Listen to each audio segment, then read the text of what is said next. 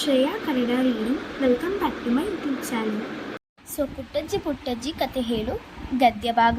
ಇಲ್ಲಿ ಪಾಠಗಳೆಲ್ಲ ಇವೆ. ಗದ್ಯ ಭಾಗ ಪುಟ್ಟಜ್ಜಿ ಕತೆ ಹೇಳು. ಇದನ್ನು ಬರೆದು ನಾ ಡಿಸೋಜ್. ಸೊ ಸ್ಟಾರ್ಟ್ ಮಾಡೋಣ. ಪುಟ್ಟಜ್ಜಿ ಕತೆ ಹೇಳು ಅಂದರೆ ಬಾ ಮಗ ಹೇಳುತ್ತೀನಿ ಒಂದೆಲ್ಲ ಒಂದು ಕತೆಯ ಅಂತಾಳೆ ಪುಟ್ಟಜ್ಜಿ. ಕತೆ ಹೇಳುವುದರಲ್ಲಿ ನಮ್ಮ ಪುಟ್ಟಜ್ಜಿ ಯಾವಾಗಲೂ ಫಸ್ಟ್. ನೋಡಿ, ಇಲ್ಲಿ ಯಾವಾಗಲೂ ಫಸ್ಟ್ ಅಂತಬಾರ್ದು, ಯಾವಾಗಲೂ ಫಸ್ಟ್. ಆ ಥರನೇ ದೊಡ್ಡ ಕತೆ, ಸಣ್ಣ ಕತೆ, ಪುಟಾಣಿ ಕತೆ, ತಮಾಷೆ ಕತೆ, ಹಾಡ್ಗತೆ, ಹೀಗೆ ತರವಾರು ಕತೆ ಹೇಳುತ್ತಾಳೆ ಪುಟ್ಟಜ್ಜಿ. ಮೊನ್ನೆ ನಾನು ಪುಟ್ಟಜ್ಜಿ ಮನೆ ಕಡೆ ಹೋಗಿದ್ದೆ. ಈಗ ಇಲ್ಲಿ ಮೊನ್ನೆ ನಾನು ಪುಟ್ಟಜ್ಜಿ ಮನೆ ಕಡೆ ಹೋಗಿದ್ದೆ, ಅದನ್ನ ಹೆಂಗೆ ಮೊನ್ನೆ ನಾನು ಪುಟ್ಟಜ್ಜಿ ಮನೆ ಕಡೆ ಹೋಗಿದ್ದೆ.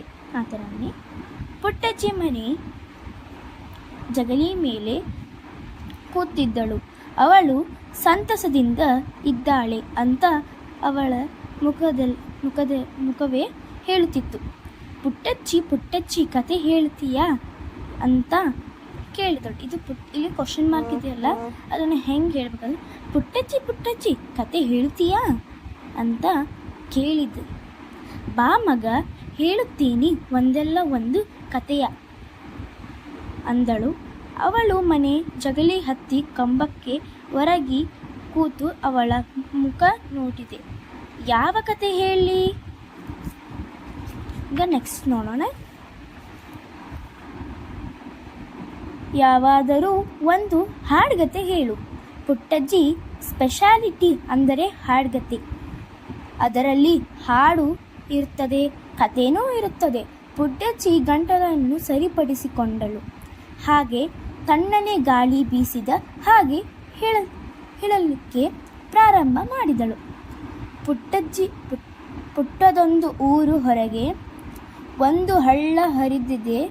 ಹಳ್ಳ ಅಲ್ಲಿ ಹರಿದು ಊರು ಜನರ ಪೋರಿದಿದೆ. ಇಲ್ಲಿ ಪೋರಿದಿದೆ ಆ ಥರ ಇರುತ್ತಲ್ಲ, ಪೊರೆದಿದೆ ಅದನ್ನು ಪೋರಿದಿದ್ದನ್ನು ಬರುತ್ತೇನೆ. ಹರಿವ ಹಳ್ಳ ಊರಿಗೊಂದು ಸೊಬಗ ತುಂಬಿಕೊಟ್ಟಿದೆ. ಹಸಿರು ಕಾಡು ಮರಗಳಲ್ಲಿ ಹಕ್ಕಿ ಹಾಡು ಕೇಳಿದೆ.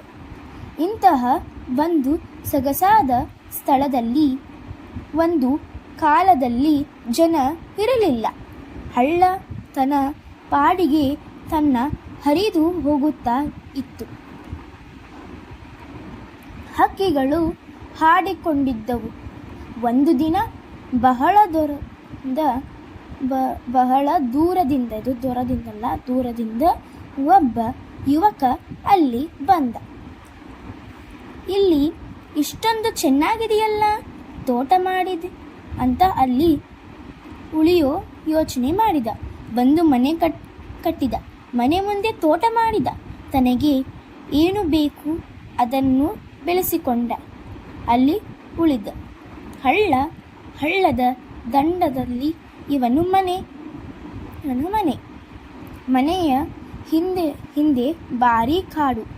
ಅಲ್ಲಿ ಹುಲಿ, ಚಿರತೆ, ಕಾಡು ಕೋಣ, ಆನೆ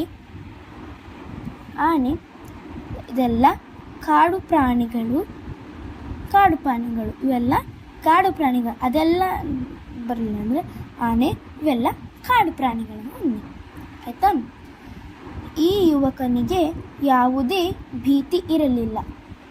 ಸೊ ನಾನು ಇಲ್ಲಿಗೆ ಸ್ಟಾಪ್ ಮಾಡಿದ್ದೀನಿ. ಪಾರ್ಟ್ 2 ಏಕೆಂದರೆಯಿಂದ ಸ್ಟಾರ್ಟ್ ಮಾಡ್ತೀನಿ.